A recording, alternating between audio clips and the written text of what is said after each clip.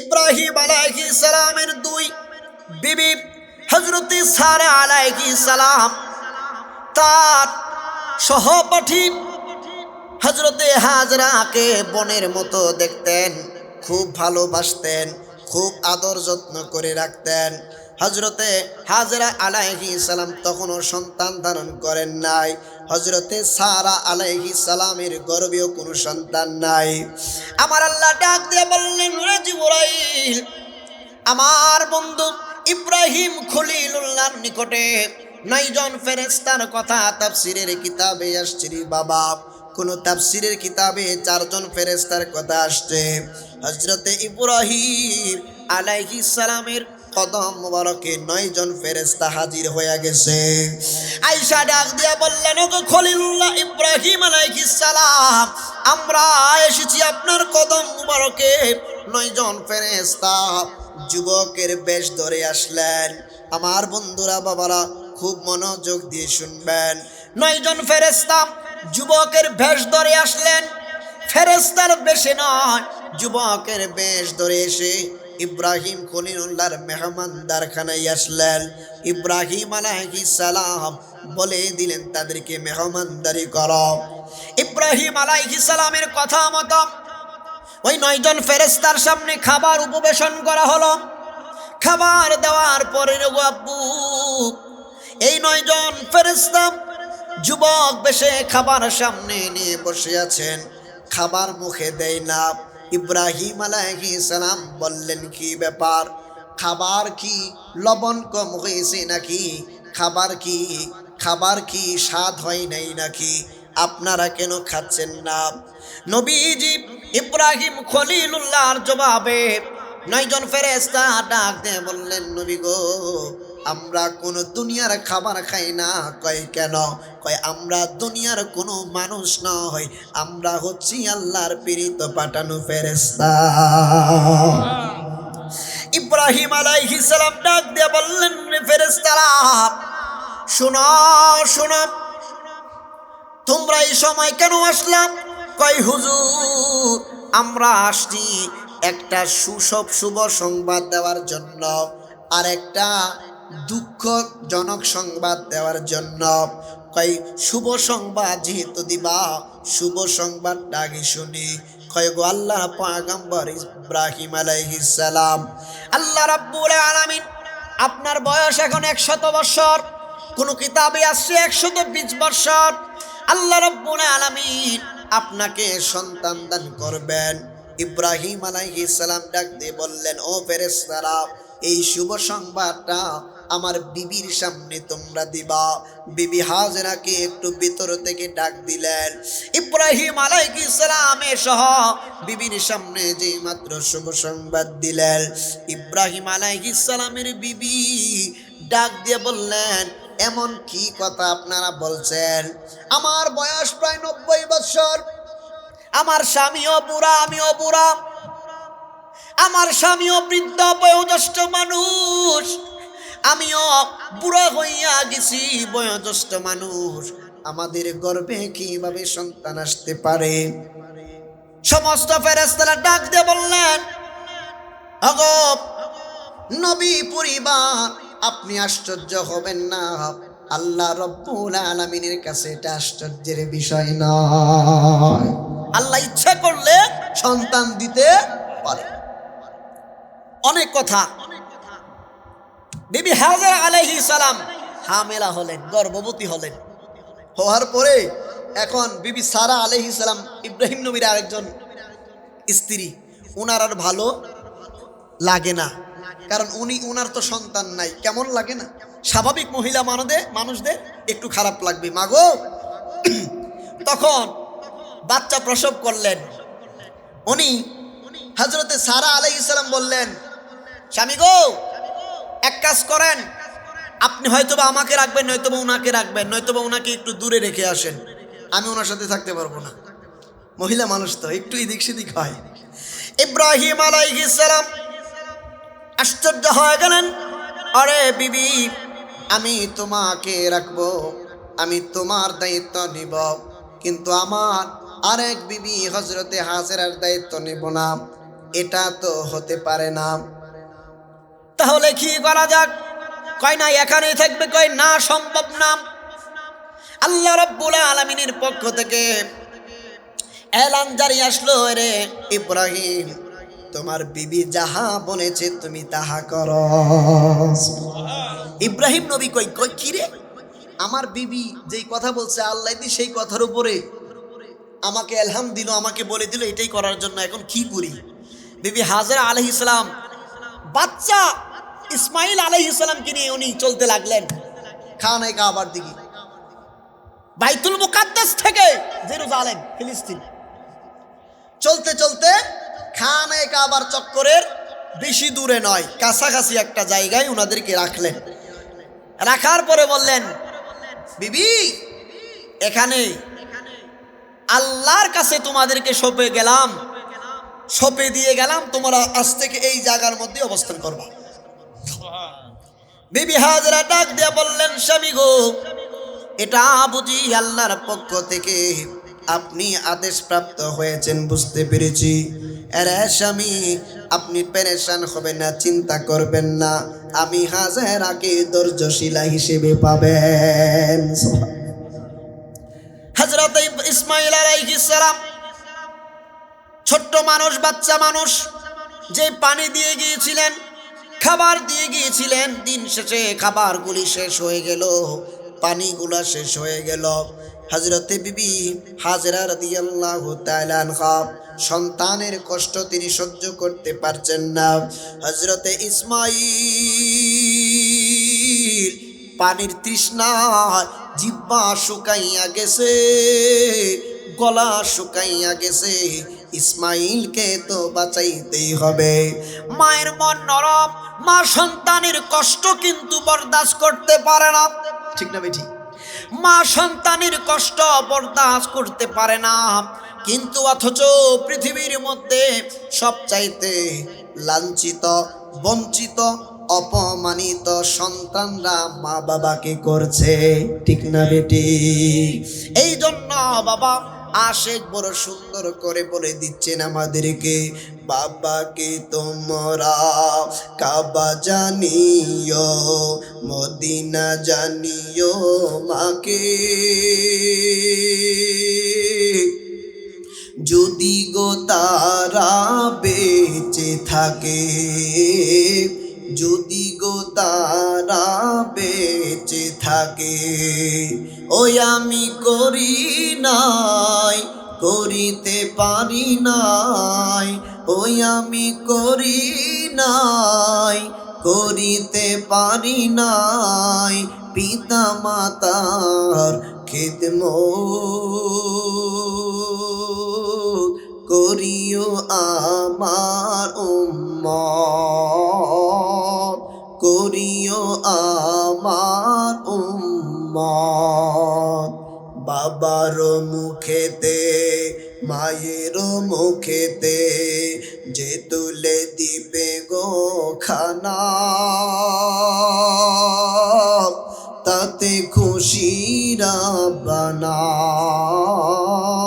তাতে খুশি রাব্বানা। ওই আমি সেবি নাই, সেবিতে পারি নাই, ওই আমি সেবি নাই, সেবিতে পারি নাই, সেবিও আমার উম্মত, সেবিও আমার উম্মত। আল্লাহু আকবার। হযরতে বিবি হাজরা সন্তানের মুখের দিকে তাকাইলে ভালো লাগে না গো। বিবি হাজরা তাকাইয়া দেখে হযরতে ইসমাইল আলাইহিস সালামের জিহ্বাখানি শুকিয়ে গেছে, গলাখানি শুকিয়ে গেছে, সন্তানের জন্য পানির ব্যবস্থা করা লাগবে।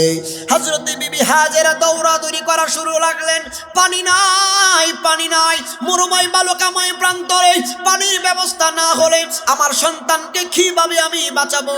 হযরতে বিবি হাজেরা একটু সামনের দিকে তাকিয়ে দেখলেন একটা পাহাড় দেখা যায়, যেই পাহাড়টা যারা মক্কা মদিনা গিয়েছেন হজ করার জন্য, পাহাড়ের নাম হচ্ছে সাফা এবং মারওয়া পাহাড়।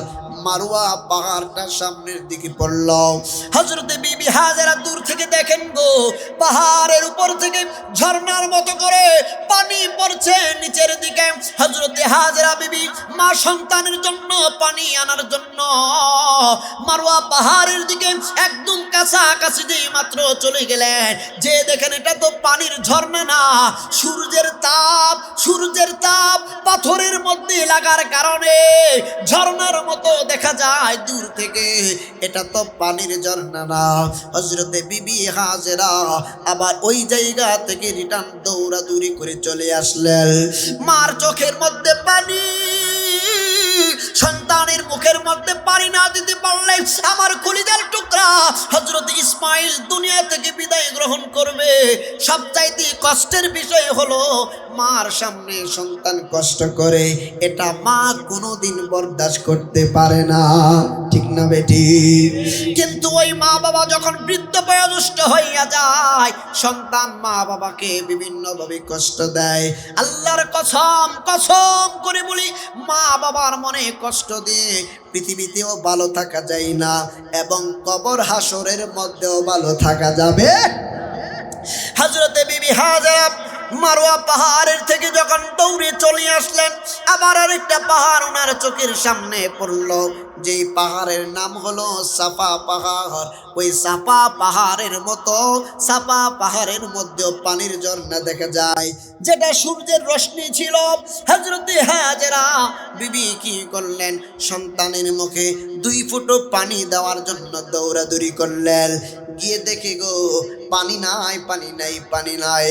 হযরতে হাজেরা বিবি দৌড়াদৌড়ি করার পরে মা সন্তানের পানির জন্য দৌড়াদৌড়ি করার পরও ক্লান্ত হন না। কিন্তু আমরা সন্তানরা মা বাবার জন্য একটুখানি করতে গেলেই বড় ক্লান্ত বোঝাই রে বাবা।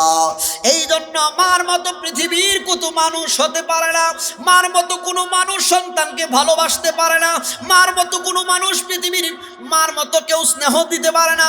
মা পৃথিবীর মধ্যে এমন একটা মানুষ, বাবা পৃথিবীর মধ্যে এমন একটা মানুষ, যিনি আমাকে আপনাকে বিনা স্বার্থে লালন পালন করে বড় করেছে।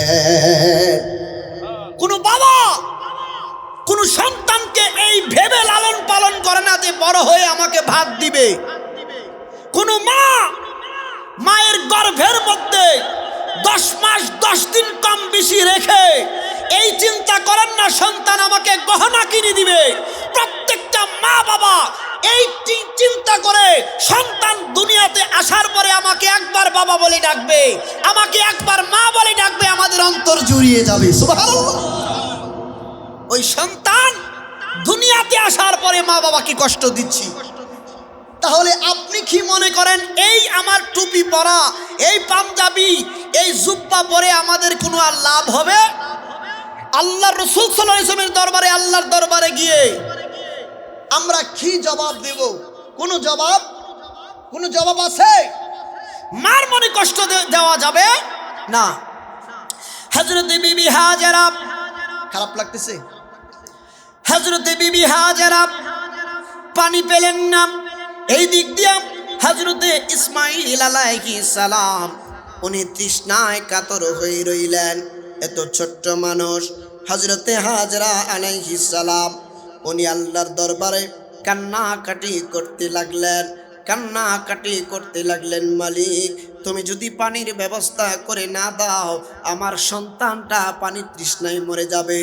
হযরতে বিবি হাজেরা আলাইহিস সালামের দোয়া আমার মাওলা, আমার মালিক আল্লাহ কবুল করে নিলেন। রে জিবরাইল তাড়াতাড়ি যাও, আমার ওই মায়ার বান্দির দোয়া আমি আল্লাহ কবুল করে নিয়েছি। জিবরাইল আলাইহিস সালাম যেই জায়গার মধ্যে হযরতে ইসমাইল আলাইহিস সালাম শুয়ে আছেন, ওই ওনার পায়ের কাছে বড় করে পা দিয়ে একটু আঘাত করার কারণে মাটির নিচ থেকে পানির ঝর্ণা বেরিয়ে গেছে। জিবরাইল আলাইহিস সালাম ডাক দিয়ে বললেন, বিবি হাজেরা আপনি এই পানি আপনি যে পান করুন, আপনার সন্তানকে পান করান, আপনাদের কলিজা শীতল হয়ে যাবে। হযরতে বিবি হাজেরা সন্তানকে আগে পানি পান করাইলেন, নিজে পরে পানি পান করলেন। এই পানিটা কোনো সাধারণ পানি না, এই পানিটা হইল অন্য কোনো পানি না, এই পানিটা হইল জমজম কূপের পানি। এটা জমজমের পানি। আল্লাহ রাব্বুল আলামিন, আমি সময়ের সংকীর্ণতার কারণে, আবহাওয়া, দিনের অবস্থার কারণে আমি সব কথাগুলি বলতে পারছি না, লম্বা হয়ে যাবে। আর অনেক গভীর কথা ছিল, আমি সময়ের কারণে বলতে পারছি না। দেখুন, আস্তে আস্তে করে উনি বড় হতে লাগলেন। বয়স যখন 10 কি 11, বয়স যখন 10 কি 11, হযরত ইব্রাহিম আলাইহিস সালাম স্বপ্ন যুগে দেখেন। ইব্রাহিম আলাইহিস সালাম স্বপ্ন যুগে ইব্রাহিম আলাইহিস সালামকে বলা হলো, ইব্রাহিম আপনি কোরবানি করুন। ইব্রাহিম আলাইহিস সালাম উনি পরের দিন কি করলেন, ভেড়া দুম্বা অসংখ্য কোরবানি করে পাহাড়ের পাশে রেখে চলে আসলেন।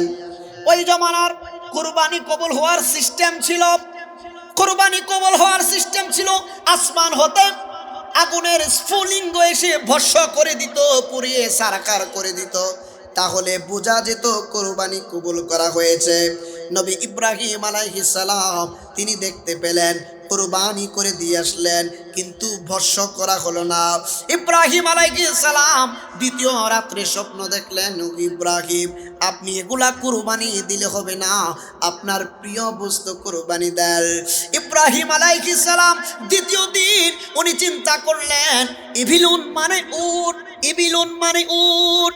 এই উট হচ্ছে ওই জমানার মানুষদের কাছে প্রিয়, কারণ উট সাধারণত সবার কাছে নাই, যারা মোটামুটি একটু ধনবান তাদের কাছে উট থাকতো। ইব্রাহিম আলাইহিস সালাম উনি অসংখ্য উট কোরবানি করে দিয়ে আসলেন, আকাশ হতে আগুনের স্ফুলিঙ্গ এসে কবুল করল না।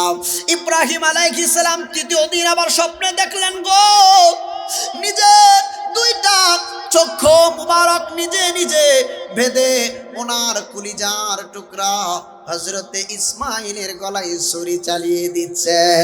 একবার জুড়ে বলা যাবে কি আল্লাহু আকবার। ইব্রাহিম আলাইহিস সালাম উনি কি করলেন বুঝতে বাকি নাই, মালিক আপনি বুঝি আমার সন্তানকে কোরবানি দেওয়ার জন্য বলেছেন। নবীগণের স্বপ্ন কিন্তু সত্য, নবীগণ নিষ্পাপ, আল আম্বিয়া ও মাসুমুন, সমস্ত নবীগণ নিষ্পাপ।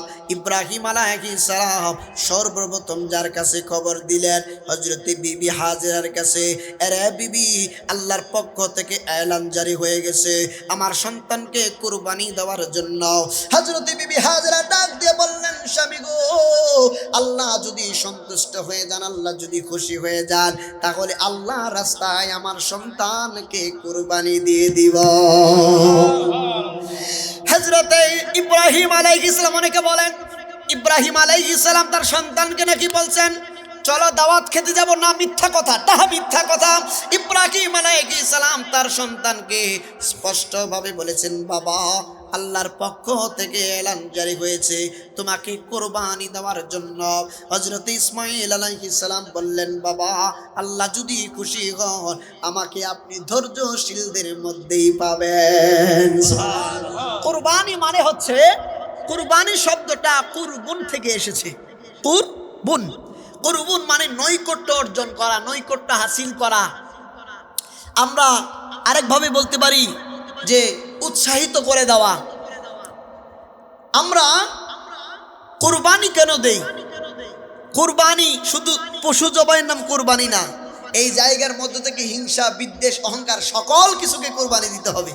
বুঝতে পেরেছেন? আচ্ছা দেখেন, কুরবানির বিষয়ে আরো কিছু বিষয় আছে, তথ্য, ওইগুলো সময়ের কারণে আমি বলতে পারছি না সিরিয়াল টু সিরিয়াল। দেখেন, ইব্রাহিম আলাইহিস সালাম ওনার সন্তানকে যখন বললেন, এখন ইব্রাহিম আলাইহিস সালাম চিন্তা করলেন আমার সন্তানকে কুরবানি দিব, কোথায় দেব, কোথায়, কোন জায়গায় দেব? হযরত ইব্রাহিম আলাইহিস সালাম বিবি হাজরাকে ডাক দিয়ে বললেন, বিবি রে, আমার সন্তানকে নিয়ে কোথায় যাওয়া যায়? খানায় কাবার চত্বরে যদি কুরবানি দেই, খানায় কাবার চত্বরে তো অনেক মানুষ থাকে, আমি দাফন করতে আমার সুবিধা হবে। আরে বিবি, আমার সন্তানকে একটু সাজিয়ে দাও।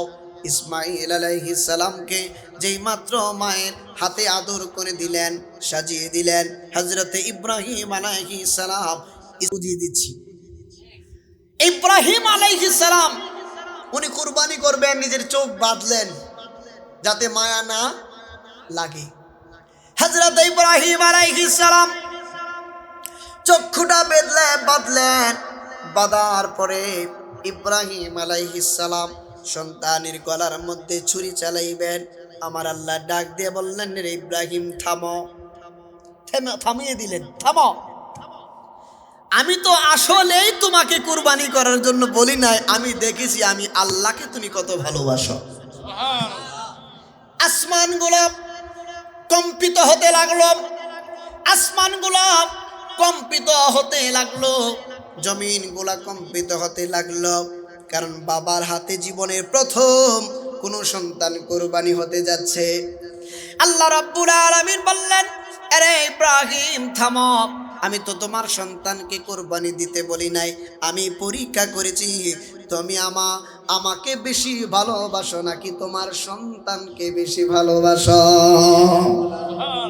জিব্রাইল সাথে সাথে জান্নাতি পশু নিয়ে হাজির, কুরবানি এটা হোক। যদি কোনো কারণে বাবার হাতে সন্তান কুরবানি ওই দিন হতো, কিয়ামত পর্যন্ত প্রত্যেকটা বাবা তার এক একটা বৎসরে এক একটা সন্তান কুরবানি করা লাগতো। আর হিন্দুরা, বৌদ্ধরা, খ্রিস্টানরা বলতো, তোদের ধর্ম দেখ কেমন, বাবা সন্তান জন্ম দিয়ে আবার বাবাই সন্তানকে হত্যা করে, তোদের ধর্মের মধ্যে মানুষ হত্যা করা যায় সওয়াবের কাজ মনে করা হয়। মানুষ আর ইসলাম ধর্মে ধাবিত হতো। কথা বুঝতেছেন? এটা আল্লাহ পাকের বড় হিকমত, আল্লাহ রাব্বুল আলামিনের হিকমত বুঝার মতো ক্ষমতা পৃথিবীর কাহারও। আমার বন্ধুরা, বাবারা, হযরত ইব্রাহিম আলাইহিস সালাম, হযরত ইব্রাহিম আলাইহিস সালাম ওনার সন্তানকে কুরবানি করতে দিলেন না, আল্লাহ জান্নাতি একটা দুম্বা কুরবানি করে দিলেন। আরে ইব্রাহিম, আমি আল্লাহ তোমাকে পরীক্ষা করার জন্য আমি আল্লাহকে তুমি কেমন ভালোবাসো এই সিস্টেমটা আমি জারি করে দিলাম। শুধু তাই নয়, কুরবানি আমি আপনি যখন কুরবানি দেওয়া নিয়ত করি, বাবা আমাকে আপনাকে বড় হুঁশিয়ার থাকতে হবে, কারণ একমাত্র কুরবানি একমাত্র আল্লাহর জন্য। কুরবানি দিতে হবে আল্লাহর নামে, আল্লাহর নাম ব্যতীত কোনো কুরবানি হলে সেটা কুরবানি বলা হবে না। আল্লাহু আকবার বলে আপনাকে জবাই করা লাগবে। ঠিক না ভাই? ঠিক। আপনাদের কষ্ট হচ্ছে? হ্যাঁ, অল্প মানুষ, এই যে কি বলে, বেশি মানুষ হইলে বেমজা জিনিসটাও মজা লাগে, একটা কথা আছে না? আম্মা জানেরা শুনুন একটু, দেখুন সন্তানকে আল্লাহর রাহে, আল্লাহর পথে আল্লাহকে খুশি করার জন্য নিজের আপন সন্তানকে কুরবানি দিতে রাজি হয়ে গেলেন। তিনিও তো আপনাদের মতো মহিলা মানুষ ছিলেন, কিন্তু আপনাদের মতো হলেও আপনাদের মতো না, তিনি অসাধারণ ছিলেন, তিনি আল্লাহ বলা ছিলেন, তিনি আল্লাহকে ভালোবাসতেন, তিনি নবীকে ভালোবাসতেন। আমার নবী, আপনার নবীজি রহমাতুল লিল আলামিন নবীজি, আমার নবী আপনার নবীজিকে সাহাবা কেরাম জিজ্ঞেস করলেন, ইয়া রাসূলুল্লাহ, নবী গো, ও গো মায়ার নবী, দয়ার নবীজি, এই যে কুরবানির বিষয়টা, এই কুরবানি করলে কেমন সওয়াব? আমার নবী আপনার নবীজি সাহাবা কেরামগণকে ডাক দিয়ে বললেন, সাহাবীরা রে, একটা কুরবানির পশুর মধ্যে যে পরিমাণ লোম থাকে, লোম, একটা মানুষ যদি সহি নিয়তে কুরবানি করে, ওই পশুর লোমের সম পরিমাণ নেকি তার আমলনামার মধ্যে আমার আল্লাহ দান করে দিবে।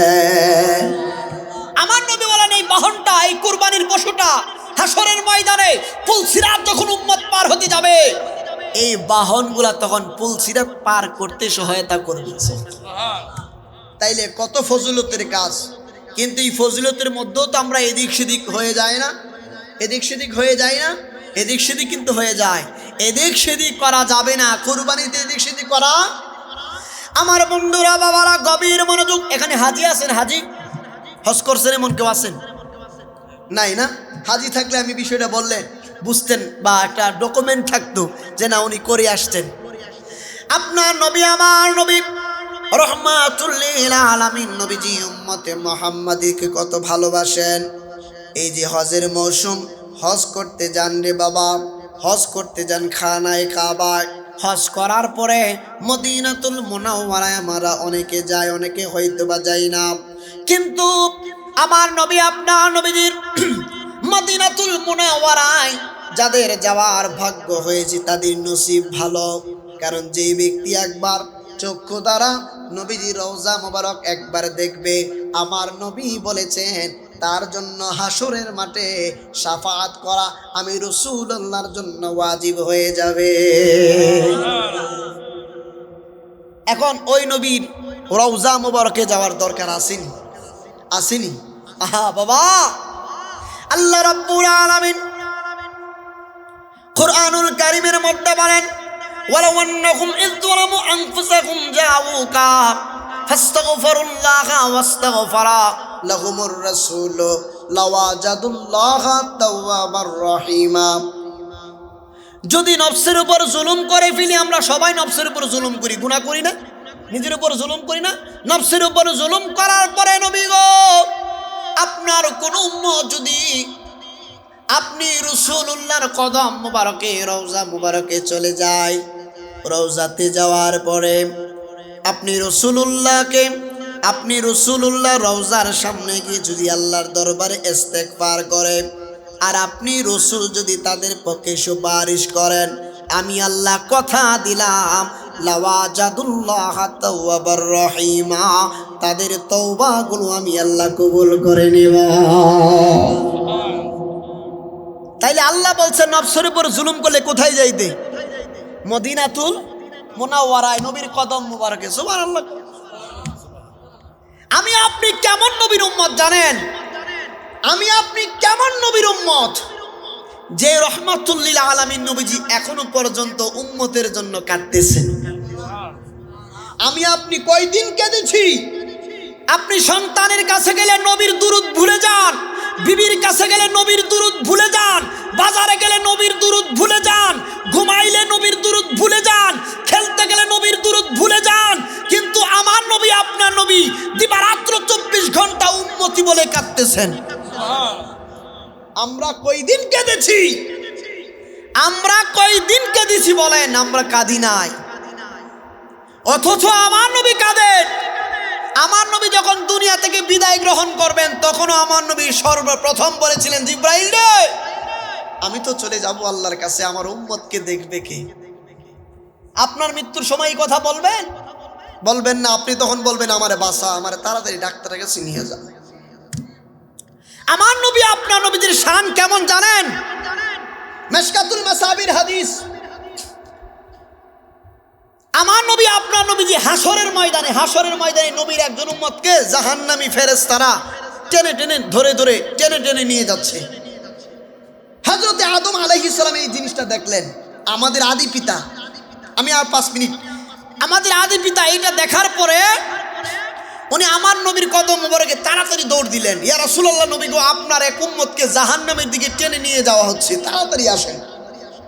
আমার নবী সাথে সাথে দৌড়িয়ে আসলেন। আসার পরে ফেরেশতাদেরকে বললেন, থামো। তখন আল্লাহর পক্ষ থেকে আদেশ জারি হলো, আমার বন্ধু নবী মুহাম্মাদুর রাসূলুল্লাহ সাল্লাল্লাহু আলাইহি ওয়াসাল্লাম আমার নবীর আনুগত্য করো তোমরা। সুবহানাল্লাহ। আমার নবীর আনুগত্য করো। ফেরেশতারা বললেন, নবী গো, বলেন আপনি কি করতাম? আল্লাহর হুকুম হয়েছে আপনি যা বলেন তাই করা লাগবে। সুবহানাল্লাহ। হাসরের ময়দানে এমন কোন বাপের বেটা আছে যে ফেরেশতাদেরকে থামিয়ে দিবে? আমার নবী বললেন, থামো। আমার আল্লাহ বললেন, আমার নবী এখন যেটা বলে সেটাই শোনো। আমার নবী তখন বললেন, কি ব্যাপার? আমার এই উম্মতকে আমার এই লোকটাকে জাহান্নামে কেন নিয়ে যাচ্ছ? ইয়া রাসূলুল্লাহ, এই বিষয় এই কারণে গুনাহ করছে তো। আমার নবী বললেন, ঠিক আছে, মিজানের পাল্লায় আবার নিয়ে যাও, আবার নেকি বুদি ওজন করা হবে। নবীজির উম্মতকে যখন নিয়ে যাওয়া হলো, আমার নবীর সামনে যখন দেখলেন নবীজি তার বদির পাল্লা, খারাপ কাজের পাল্লা ভারী হয়েছে, আমার নবী পিছন থেকে এক টুকরো কাগজের টুকরা দিয়ে দিলেন, তার নেকির পাল্লা ভারী হয়ে গেল। আমার আল্লাহর পক্ষ থেকে ফেরেশতাদেরকে হুকুম করা হলো, হে ফেরেশতারা, তাকে জান্নাতে নিয়ে যাও। সুবহানাল্লাহ। এই লোকটাকে জান্নাতে নিয়ে যাচ্ছে সাজিয়ে গুছিয়ে। এই লোকটাকে ঘিরে, এই মুসিবতের সময় তো কেউ কাউকে সাহায্য করতে পারে না। এখন উনি কে যে উনি আমাকে সহযোগিতা করলেন? ফেরেশতারা থামো, আমি আগে উনাকে জিজ্ঞেস করি উনার পরিচয় কি। দেখেন, নবীর উম্মত নবীকে ওই জায়গায় চিনেই না, জিজ্ঞেস করবে উনিকে, আর আমার নবী উম্মতকে ভুলে না। সুবহানাল্লাহ। আমার নবী রহমাতুল লিল আলামিন দাঁড়িয়ে আছেন, উম্মত এসে জিজ্ঞেস করছেন আপনার পরিচয় কি? আমার নবী বললেন, বেটা তুই চিনলি না আমাকে? আমি তো তোর নবী রহমাতুল লিল আলামিন। ইয়া রাসূলুল্লাহ, নবী গো, আমি আপনাকে চিনি না, ভুলে গেছি, অথচ আপনি আমাকে বলেন না। নবী গো, আজকে আমার নেকির পাল্লা ভারী হলো, এটার কারণ কি, রিজন কি, একটু মেহেরবানি করে বলবেন? আমার নবী রহমাতুল লিল আলামিন নবী বলছেন, তুমি জীবনে যতবার আমি রাসূলুল্লাহর উপরে দুরূদ পড়েছ, তার থেকে যেই দুরূদটা আল্লাহর দরবারে কবুল হয়েছে, এমন একবার দুরূদ পড়েছ, এই একবার দুরূদ পড়ার নেকিটা আমি পাল্লায় দেওয়ার কারণে তোমার নেকির পাল্লা ভারী হয়ে গেছে। তাইলে আমার নবী হাসরের ময়দানে নবী ছাড়া কোনো গতি, নবী ছাড়া কোনো গতি। হাসরের ময়দানে সর্বপ্রথম আল্লাহর কাছে যিনি কথা বলবেন, তিনি হচ্ছেন আমার নবী রহমাতুল লিল আলামিন নবী, যিনি সমগ্র সৃষ্টি জগৎ সমূহের মধ্যে শ্রেষ্ঠ, যার সাথে কোনো মেসাল, কোনো তুলনা চলে। আমার বন্ধুরা, বাবারা, আমার নবী, আপনার নবী রাসূলে কারীম সাল্লাল্লাহু আলাইহি ওয়াসাল্লাম আরাফার ময়দানে অবস্থান করবেন। আরাফার ময়দানে হাজিরা যখন যায়, দাদা, মাগরিবের নামাজটা ইচ্ছা করে কাজা করতে হয়।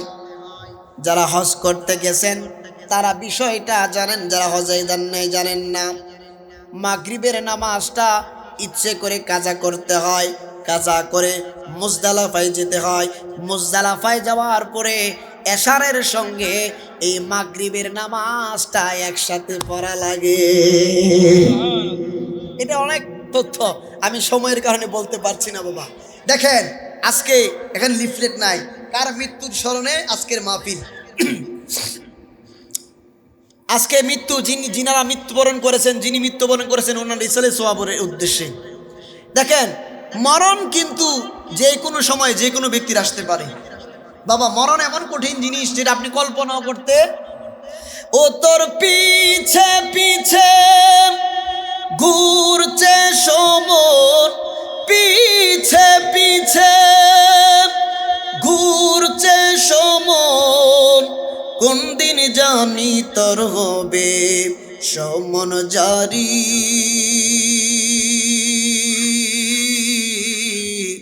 দেখি না মন ঝাঁক মারিয়ে দুনিয়াদারি, ঠিক না বেটি? ভাই বন্ধু আর আপন জনা,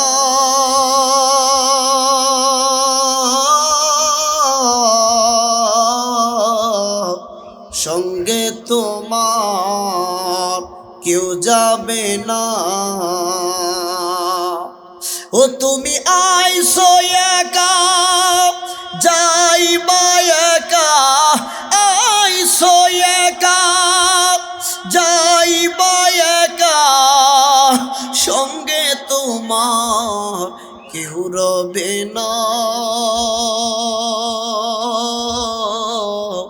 দেখি না মন ঝাঁক মারিয়ে দুনিয়াদারি, ঠিক না বেঠি? মরণ এমন একটা জিনিস, আপনি চিন্তা করেন। এখন যে কথাটা বলবো একটু চিন্তা করেন। জীবনের প্রথম পোশাকটা পৃথিবীর কোনো মানুষ নিজে নিজে পড়তে পারে না। আপনি যখন মার গর্ভ থেকে দুনিয়াতে আসছেন, আপনি তখন নিজে নিজে কাপড় পরছেন? আপনার খালা পরিয়েছে, আপনার মা পরিয়েছে, আপনার পাড়া প্রতিবেশী যারা পাশে ছিল আপনার মায়ের পাশে, আপনার জন্মের পরে খালারা, বিবিরা, নানিরা আমাকে আপনাকে কাপড় পরিয়েছে। জীবনের প্রথম পোশাকটা নিজে নিজে পড়তে পারলাম না, যখন দুনিয়া থেকে বিদায় গ্রহণ করব জীবনের শেষ পোশাকটা নিজে নিজে পরা যায় না। কথা বুঝতেছেন? এত তাকাব্বুরি, এত অহংকার, এত ওহবিকা আপনি দেখান, আপনি কিসের অহংকার দেখান? আপনি জীবনের শেষ গোসলটা নিজে করতে পারেন না, জীবনের শেষ কাপড়টা পোশাকটা নিজে পড়তে পারেন না, নিজের জীবনের প্রথম গোসলটা নিজে করতে পারেন নাই, জীবনের প্রথম পোশাকটা নিজে পড়তে পারেন নাই।